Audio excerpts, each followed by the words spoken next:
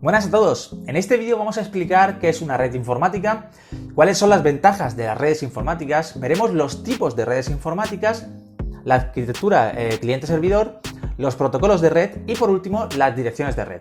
Quédate hasta el final del vídeo porque seguro que te servirá de ayuda. La forma de ayudarme tú a mí es dejando un comentario de agradecimiento tan simple como un gracias. Y dicho esto, empezamos con este vídeo y la pregunta siguiente. ¿Qué es una red informática? Pues una red informática es un conjunto de ordenadores y otros dispositivos conectados entre sí para intercambiar información, ya sean impresoras, archivos, etc. y compartir recursos.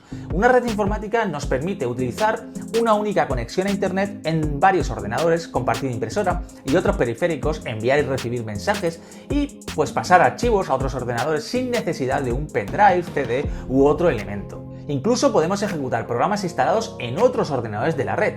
Hoy en día sería muy difícil imaginar nuestro día a día y el mundo laboral actual sin la existencia de redes informáticas. Bien, ¿y cuáles son las ventajas de las redes informáticas? Pues las principales ventajas de las redes informáticas son, por tanto, compartir datos, el intercambio de recursos, gestión centralizada de programas y datos, almacenamiento y respaldo de datos centralizados, compartir la potencia informática y la capacidad de almacenamiento y también la administración simple de permisos y responsabilidades. Ok, vamos a ver entonces los tipos de redes informáticas. Las redes informáticas o de ordenadores se pueden clasificar de dos formas o tipos diferentes. Según su tamaño, en redes de área locales llamadas LAN, es decir, pequeñas, redes de área metropolitana llamadas MAN, formadas por varias LAN, y redes de área amplia llamadas WAN, por ejemplo, Internet.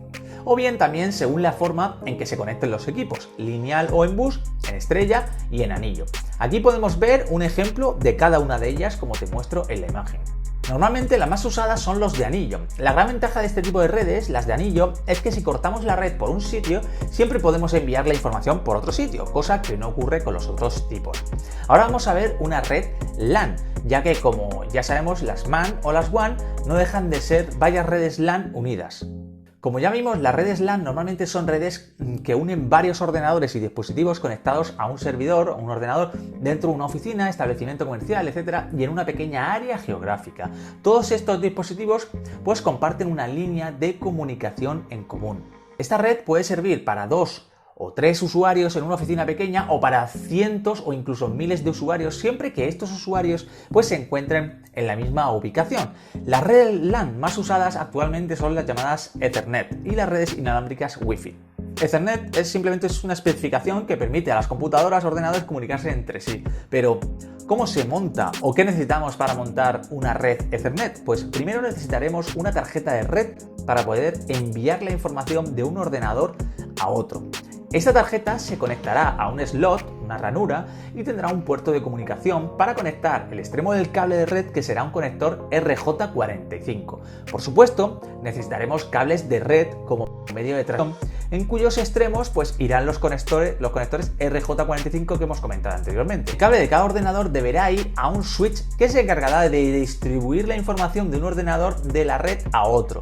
Por último, y no menos importante, necesitaremos programas que nos permitan intercambiar la información. No puedo enviar información a otro ordenador de mi red si no tengo un programa que me lo facilite, por mucho que tenga todo el hardware, es decir, los componentes de mi red instalados.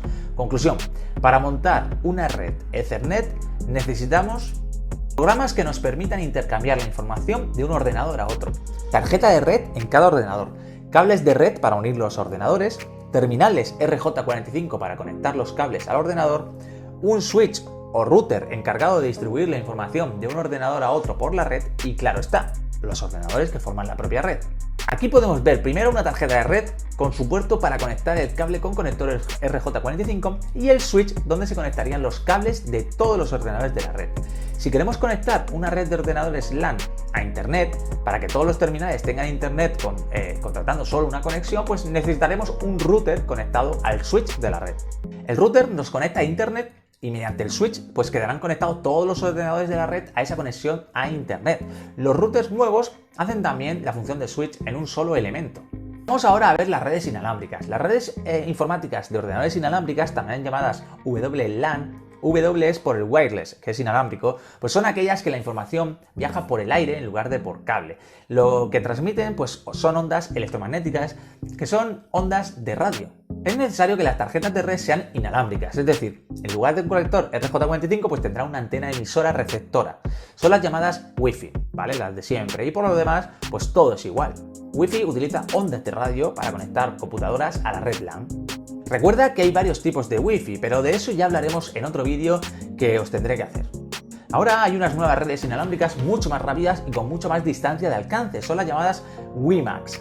Si la red es inalámbrica no necesitaremos cables, pero sí una antena en la tarjeta Ethernet para el envío de información por ondas de radio. Aquí puedes ver cómo es una tarjeta de red inalámbrica como sale en la imagen, ¿vale? También hay que nombrar las redes mixtas cableadas inalámbricas. En efecto, también hay redes que combinan acceso cableado y acceso inalámbrico. Estas redes pues tienen lo que se llama un punto de acceso inalámbrico o WAP, por el que se recibe y envía la información inalámbrica. En la imagen pues puedes ver lo que hemos comentado con ordenadores en red por cable, un punto WAP y otros elementos que se conectan a la red de forma inalámbrica a través del punto WAP. Bueno, y una vez visto esto, pues pasamos ahora a ver la arquitectura cliente-servidor.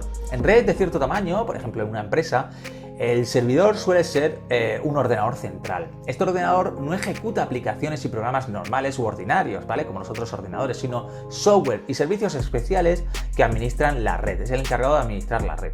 El servidor debe estar funcionando todo el tiempo, a diferencia de otros ordenadores que son los llamados clientes que se pueden llegar a apagar. En ese tipo de red, basado en servidor, la comunicación entre el servidor y el cliente se realiza de la siguiente manera. El cliente envía primero una solicitud al servidor.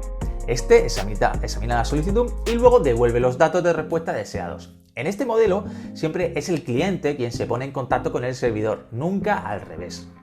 Antes de terminar el vídeo, vamos a comentar algunas cosas de los protocolos de red. Los protocolos de red garantizan una comunicación fluida entre los distintos componentes de la red. Regulan lo que sería el intercambio de datos, determinan cómo se inicia y finaliza la comunicación y qué datos se transfieren. Normalmente existen varios protocolos de red, cada uno de los cuales pues realiza una subfunción determinada y está organizado jerárquicamente en capas. Para terminar ahora sí el vídeo hablaremos muy rápidamente de las direcciones de red. Además de todo lo comentado anteriormente, pues se debe tener cuidado para asegurarse de que el transmisor y el receptor estén correctamente asignados de lo que serían las denominadas direcciones de red. Dentro de la red, cada ordenador generalmente tiene una dirección IP que la identifica de manera única como un número de teléfono, por ejemplo. Esta dirección IP interna se utiliza solo para la comunicación entre miembros de la red local.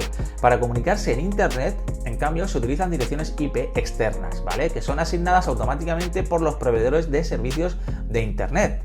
Una distinción entre direcciones IPv4 e IPv6. Las direcciones IPv4 alguna vez fueron la norma, pero su número se limitó a alrededor de 4,3 mil millones, ¿vale?